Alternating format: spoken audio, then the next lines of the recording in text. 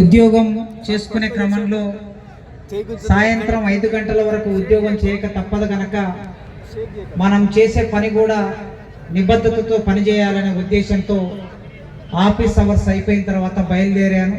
దాని మూలంగా ఆలస్యంగా వచ్చాను. మీరందరూ నన్ను క్షమించాలి. కృష్ణన్న మాట్లాడిన తర్వాత మళ్ళీ ఇప్పుడు నేను మాట్లాడటం అనేది ఇది సాహసంతో కూడుకున్న పని.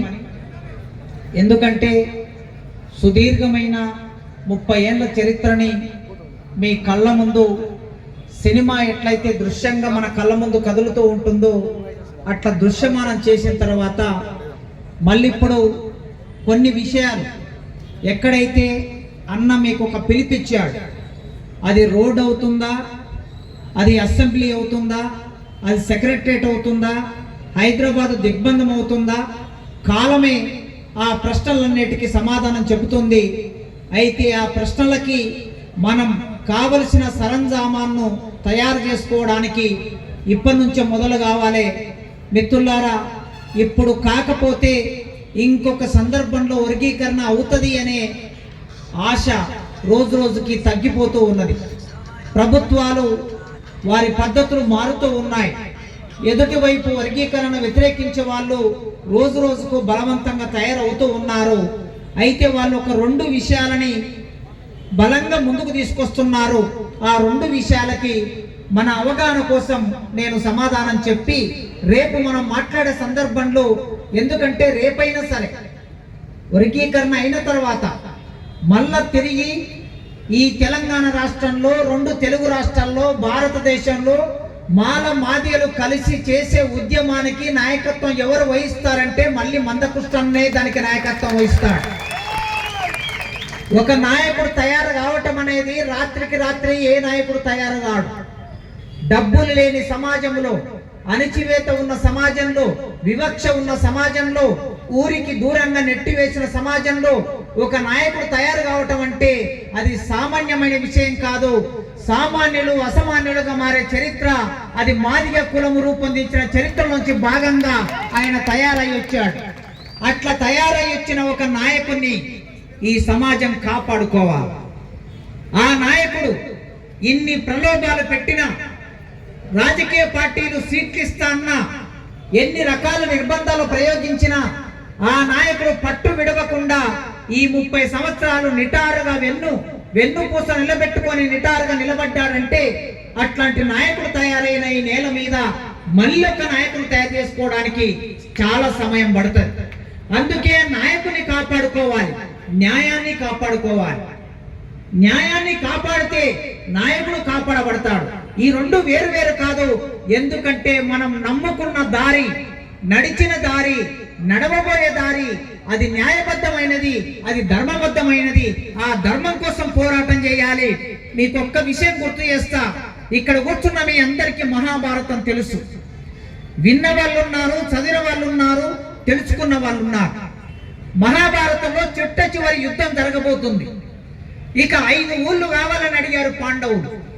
5 ఊళ్ళు కాదు కదా, సూదిమున మోపెంత స్థలంగున ఇవ్వను పాండవులకి, ఏం చేసుకుంటారో చేసుకోమని దుర్యోధనుడు అన్నాడు. అన్న తర్వాత శ్రీకృష్ణుడు రాయబారానికి వెళ్ళాడు ఢిల్లీకి. ఆనాడు దాన్ని హస్తినాపురి అనేవాళ్ళు. ఆ హస్తినాపురికి రాయబారానికి శ్రీకృష్ణుడు వెళ్ళిన తర్వాత అక్కడ కూర్చున్న వాళ్ళందరూ వేదిక మీద దుర్యోధనుడు ఉన్నాడు, ధృతరాష్ట్రుడు ఉన్నాడు, భీష్ముడు ఉన్నాడు, విదురుడు ఉన్నాడు, అశ్వత్థాముడు ఉన్నాడు. వీళ్ళందరూ సభలో ఉన్నప్పుడు చిట్ట చివరికి కృష్ణుడు ఒక మాట అడిగాడు. మీరు ఇంతమంది పెద్ద మనుషులు ఉన్నారు కదయ్యా, న్యాయానికి అన్యాయానికి మధ్యన యుద్ధం జరుగుతున్నది, న్యాయానికి అన్యాయానికి మధ్యన చర్చ జరుగుతున్నది. మీరు నీతి తెలిసిన వాళ్ళు, ధర్మం తెలిసిన వాళ్ళు, న్యాయం తెలిసిన వాళ్ళు, ఇంత అన్యాయం చేస్తుంటే దుర్యోధనుడు మీరందరూ మౌనంగా ఉన్నారు.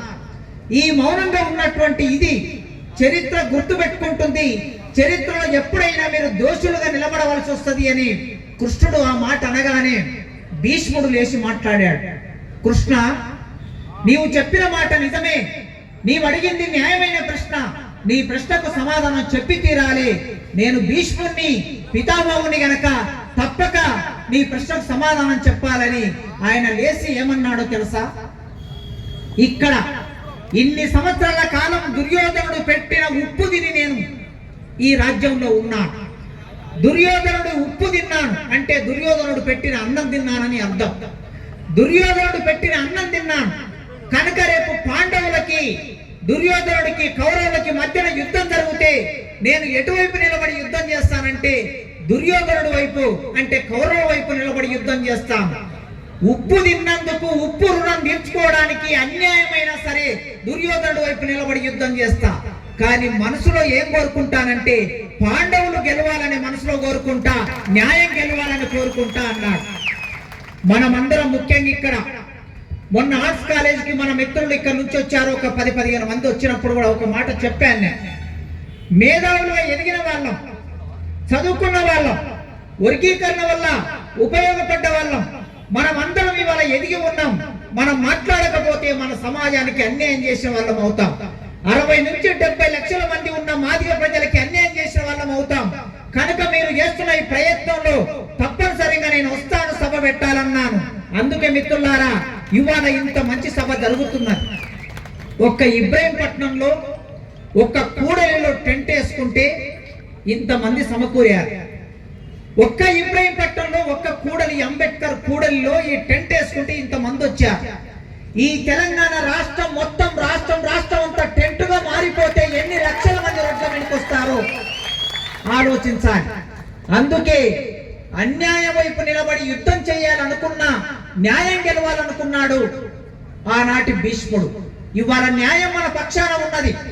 మనం తింటున్న ప్రతి అన్నం మెతుకు మీద ఉద్యోగస్తులైన వాళ్ళు, రాజకీయ నాయకులైన వాళ్ళు, చదువుకున్న వాళ్ళు, మనం తింటున్న ప్రతి అన్నం మెతుకు మీద ఈ ఉప్పు రుణం ఎవరు, ఈ ఉప్పు ఎవరిదంటే మన ప్రజలది. ఆ ఉప్పు రుణం తీర్చుకునే ఒక సందర్భం మన ముందుకు వచ్చింది. ఈ సందర్భంలో కొన్ని అబద్ధాలను ప్రచారం చేస్తూ ఉన్నారు. ఈ అబద్ధాలకి రేపు మనం సమాధానం చెప్పాలి. ఎందుకంటే అన్నాడు కదా, అబద్ధమే 10 సార్లు నిజం నిజం నిజం అంటే అదే నిజమైపోయి ఈ సమాజంలో మనం జీవిస్తున్నాం. సోషల్ మీడియా ఉన్నది, మీడియా ఉన్నది. ఆ మీడియా సోషల్ మీడియాలో ప్రచారం చేస్తూ ఉన్నారు గనక ఒక సామెత ఉన్నది తెలంగాణలో, సత్యం అంటే నిజం, నిజం నిద్ర లేవక ముందు అబద్ధం చెప్పులో కాలు పెట్టి ఊరంతా తిరిగి వచ్చిందంట. నిజం నిద్ర లేవలేదు.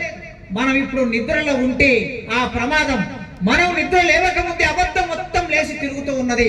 కనుక నిజం కూడా అప్పుడప్పుడు ఇది నేను నిజమే అని మేల్కొనడానికి, నేను నిజమే అని చెప్పడానికి మనం మేల్కొని ఉండాలి.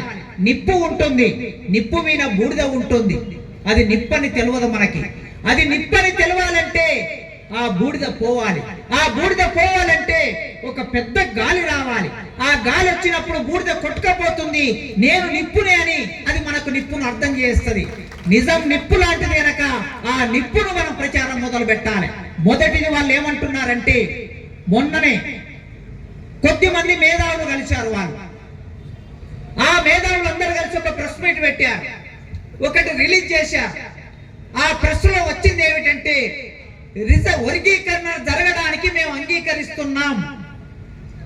మాల మేధావులు చెప్పిన మాట ఏమిటంటే, వర్గీకరణ జరగడానికి మేము అంగీకరిస్తున్నాం, కానీ వర్గీకరణ రాజ్యాంగబద్ధంగా జరగాలని కోరుకుంటున్నాం. ఈ రాజ్యాంగబద్ధంగా జరగాలని కోరుకోవటం ఏమిటి, ఇందులో కిడికేమిటి అంటే, ఇప్పుడు రాజ్యాంగబద్ధంగా వర్గీకరణ జరగలేదు, రాజ్యాంగబద్ధంగా తీర్పు రాలేదు అనుకుంటున్నారా? వాళ్ళు చెబుతున్న తప్పుడు ప్రచారం ఇదే. రాజ్యాంగబద్ధంగానే ఇప్పటి వరకు కమిషన్లు వేశారు. రాజ్యాంగబద్ధంగానే సుప్రీంకోర్టు 2 సంవత్సరాలు అధ్యయనం చేసింది. సుప్రీంకోర్టు నాకు తెలిసి ఇప్పటి వరకు సుప్రీంకోర్టు చాలా తీర్పులు ఇచ్చింది. కానీ వర్గీకరణ మీద ఇచ్చిన తీర్పు మీద చేసినంత అధ్యయనం, సమీకరించిన మెటీరియల్ బహుశా ఇంకొక తీర్పు మీద వాళ్ళు సేకరించకపోవచ్చు. ఈ దేశంలో ఉన్న అనేక రాష్ట్రాల నుంచి, ఎన్జిఓల నుంచి సమాచారం తెప్పించుకున్నారు, మేధావుల నుంచి సమాచారం తెప్పించుకున్నారు, ప్రభుత్వాల నుంచి సమాచారం తెప్పించుకున్నారు, విస్తృతంగా అధ్యయనం చేశారు. ఈ అధ్యయనం చేసినప్పుడు వాళ్ళు ఏమన్నారంటే, ఇప్పటి వరకు 2004లో నవంబర్ 5వ తారీఖు నాడు సుప్రీంకోర్టు అమలవుతున్న చట్టాన్ని, వర్గీకరణ చట్టాన్ని కొట్టివేసింది. 2004లో అంటే 20 ఏళ్ల కిందట. ఎందుకు కొట్టేసింది సుప్రీంకోర్టు ఆనాడు?